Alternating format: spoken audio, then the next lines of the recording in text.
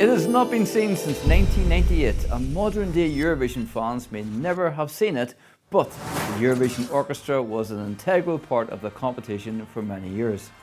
As an amateur musician myself, I appreciate the skill of a full orchestra, and as a live music competition, I have always believed that every component of a musical performance should be live. Acts like Katrina and the Waves, Johnny Logan, Milk and Honey and Sandy Shaw, amongst others, also used the orchestra to great effect to carry off their respective victories. In 1998, the orchestra was front and centre as it played for the final time.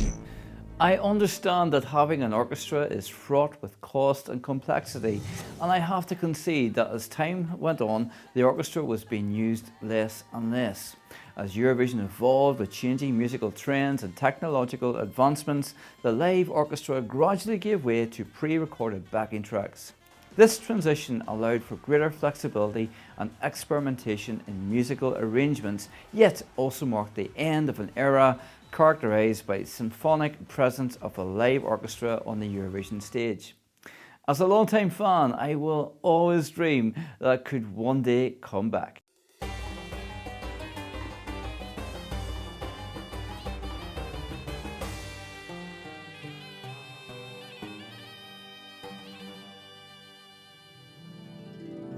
Speaking of backing arrangements, COVID brought with it the permission to use pre-recorded backing vocals. This marked a distinctive step change as pre-recorded backing vocals were banned, and in 1999 Doris Dragovic and Croatia faced sanctions for featuring a choir of male voices who didn't feature on stage. This led to points being deducted and served as a warning to other countries thinking about attempting the same. Post-COVID, non-live backing vocals have remained. I think this is disappointing. As a live music event, Eurovision needs to set the standard for incorporating as many live elements on stage as possible. Stripping more of these key elements out could leave us attending a karaoke competition, which would leave us all culturally poor. There is some hope though on the horizon, as it was announced earlier this year by RTVE that no pre-recorded vocals would be allowed at the Junior Eurovision, and the full performance must be done live. The EBU are known for trialling ideas at the junior contest, so it would be a great thing if this is a precursor for live vocals returning to the Eurovision Song Contest. Speaking of backing vocals, some Eurovision stars have also served as backing vocalists, amongst a huge list of names which includes Siri Anna-Celine, Paul Harrington, Alex Pinaille, the Mamas, Gustav from Belgium, and Eurosong finalist Janet Grogan. Backing vocals give would-be and former stars a taste of the Eurovision stage and can serve as a gateway to allow these professional musicians a chance to hone their craft as they prepare to take to the stage as the lead vocalist to represent their nation.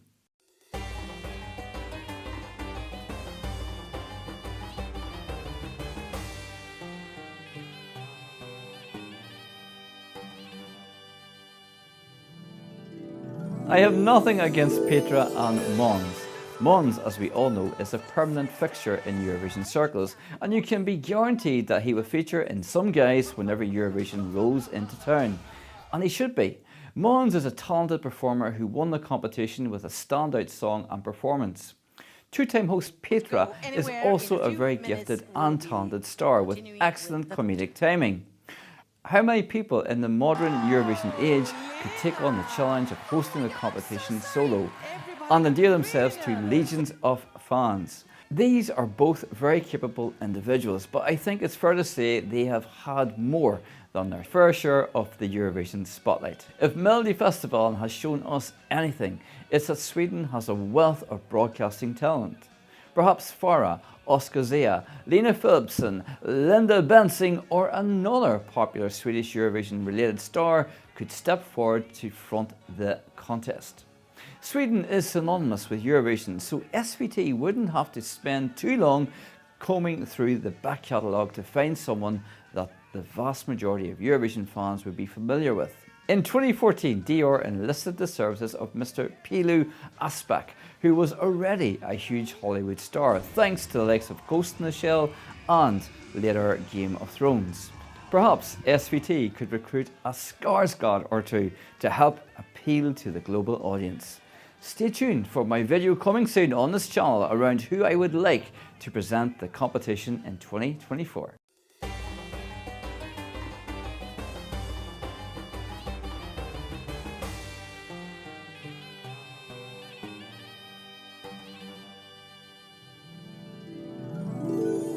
Say the word Ticketmaster to any Eurovision fan and you will see them visibly shudder.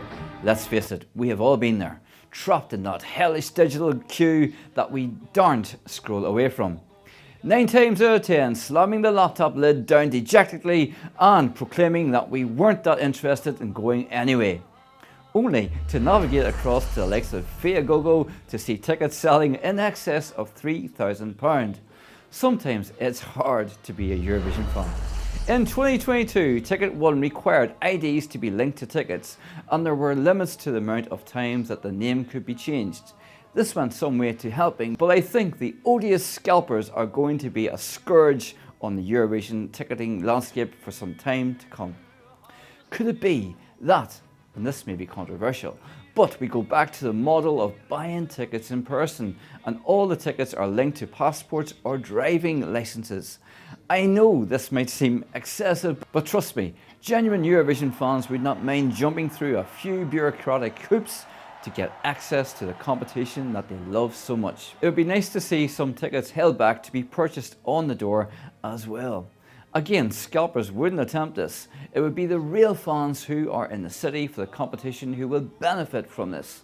Anyone wishing to sell a ticket would then have to bring it back to the location from which it was purchased. And the stores themselves could advertise how many they have left on a website.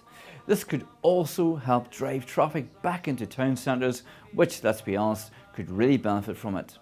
Scalpers are unlikely to queue for 3 hours on a Saturday afternoon, passports in hand, trying to buy a limited number of tickets for resale. It just wouldn't be worth their while. This is wishful thinking, but the online ticket shop that is Ticketmaster doesn't really work for anyone when it comes to Eurovision and seems to generate more negative headlines, which in turn drags the competition into disrepute.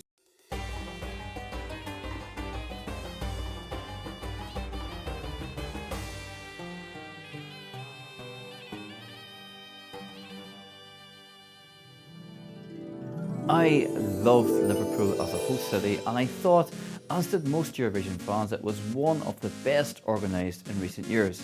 However, I have to confess that the Eurovision village was not as good as I thought it was going to be. For one thing, I felt that it was too small, and in addition I felt that it didn't feature enough present and past Eurovision contestants. While I understand that Liverpool City Council wanted to provide a stage for all types of musicians across the city, I felt the Eurovision village should always be the cultural centre for Eurovision fans, both old and new, to experience and enjoy acts who have performed at the competition down through the ages. I also felt that having just 1 or 2 ways into the Eurovision village created a bottleneck. What I would like to see next year in 2024 is a Eurovision village in Malmo that has been well constructed, well thought out, and features an abundance of Eurovision talent with perhaps the odd Swedish musical style thrown in. The final thing I would say, and I know this is a very first world problem, but we as Eurovision fans love merch. Hello! And one of the disappointing things I felt was that there was one place within the Eurovision village to buy merch. It was continually queued out, which unfortunately meant by the time that you got to the front of the queue, the items that you wanted were gone and you had to settle for a keyring and a t-shirt that you didn't really want in the first place. But I did, and I got them. Please provide more places for us to buy merch at the Eurovision village next year, Sweden.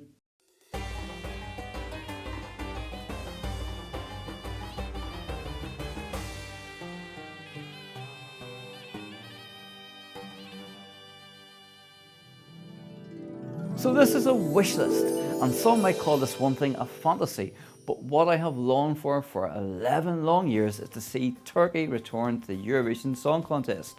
Turkey are my favourite nation at the contest, and I long for them to make their return. Turkey have such a rich history at the competition, and some of my personal highlights have included Şebnem Pakar, MFO, Athena, Morphe, OTC, and I could go on and on and on and on, but I won't. Could 2024 be the year that they make the return? I will never stop hoping.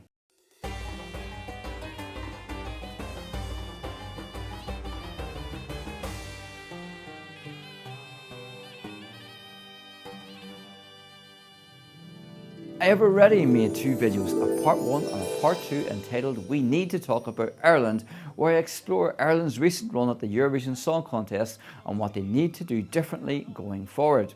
So I don't want to get into that too much in this video. However, one of the things that I did say was I wanted to go to Malmo next year, not just believing that Ireland could qualify, but that they could do well.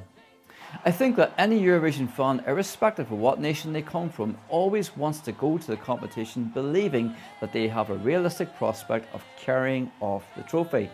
RTE this year have opened the submission window even earlier to give hopefully more talented artists the opportunity to submit their songs in the hopes of being whittled down to the Eurosong final taking place in February 2024.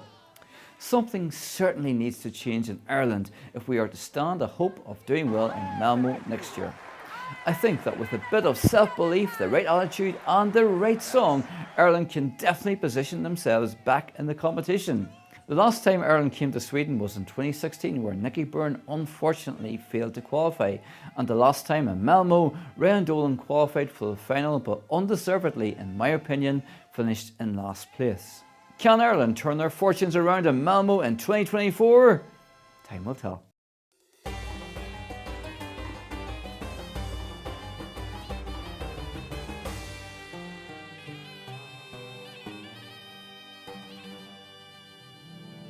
I'm a huge fan of Spain at the Eurovision and have made many videos about their run at the competition. In Turin in 2022, Chanel gave Spanish Eurovision fans a much needed boost with their highly addictive and slickly performed slow-mo, which finished up in 3rd place. Blanca Paloma in Liverpool, while not able to equal this good result, still I think represents a step change in Spanish Eurovision fortunes. While a 17th place may have not been what they had wished for, it is still a step in a positive new direction. Benidorm Fest appears to be the winning vehicle in turning things around for Spain. This year, as Seville prepares to host the much-watched and highly respected Latin Grammys, we are being told this is where the next batch of Benidorm Fest hopefuls will be revealed. Spain are making no secret of their desire to win, and after 55 long years, I think Spain are definitely due a victory. Spanish fans could be said to be long-suffering, but their belief never wavers, and I would love to see them rewarded come May time. I think what Spain need to focus on is finding something that is traditional yet accessible for a wider Eurovision audience. A victory surely isn't far away. Check out my video on 5 countries to look out for at Eurovision 2024. Did Spain make the cut? Well, you'll have to watch it to find out. Destination Spain for Eurovision 2025? I certainly wouldn't bet against it.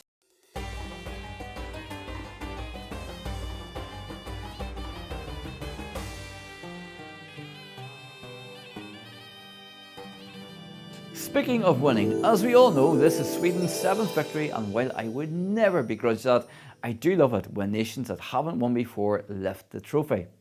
It has been 6 years since a country claimed their first victory at the competition. This was of course Portugal back in 2017. Before that, it was 6 years prior when Azerbaijan won for the first time. Sticking with patterns, going back 6 years before that, Greece won for the first time. Is 6 the magic number? Could it be that in 2024 we are due a first-time victor? Eurovision brings global attention and economic benefits for the nation who is hosting, and it's nice to see this shared out. And for us Eurovision fans, it gives us an opportunity to visit countries that we wouldn't ordinarily visit. A first-time victor for 2024? Yes, please.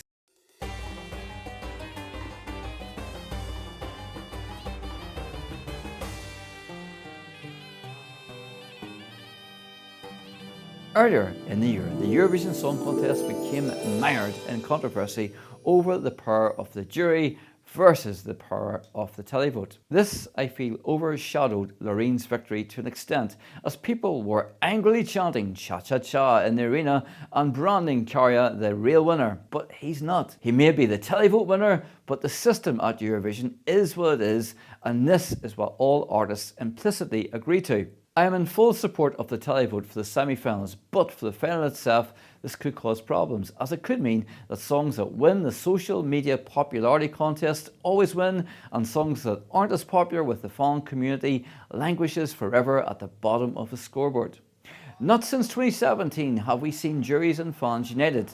My hope for 2024 is that we see everyone united behind one single entry that goes on to win with a landslide, and in doing so becomes a mega hit. Eurovision is re-entering, I believe, its star-making golden age. Sam Ryder, Duncan Lawrence, Måneskin and Rosalind have shown this competition has the power to change lives. And I want to see a winner for everyone next year. So, that's my wish list. What is yours? I'd love to know. You know what to do by now. Let me know in the comments below what your wish list is, what your hopes are. I look forward, as always, to reading those comments. But thanks for watching, and until next time, you take care and see you soon.